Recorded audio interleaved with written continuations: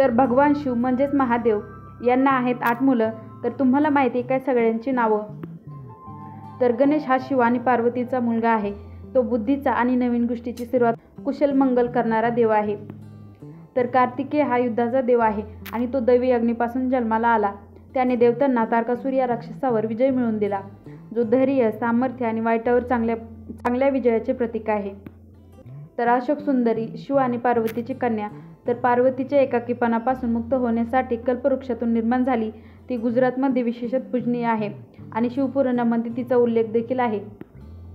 पार्वतीच्या कपाळातील ठिणगीपासून जन्मलेल्या ज्योतीची दक्षिण भारतामध्ये देवी म्हणून पूजा केली जाते.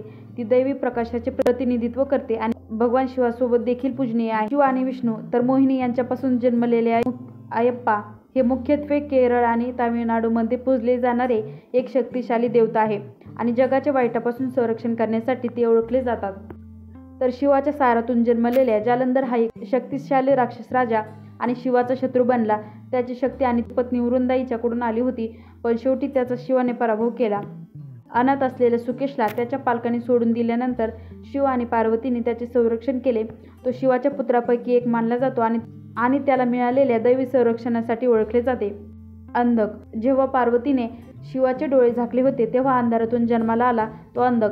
जेव्हा पार्वतीने शिवाचे डोळे झाकले होते तेव्हा अंधारातून जन्माला आला तो अंधक.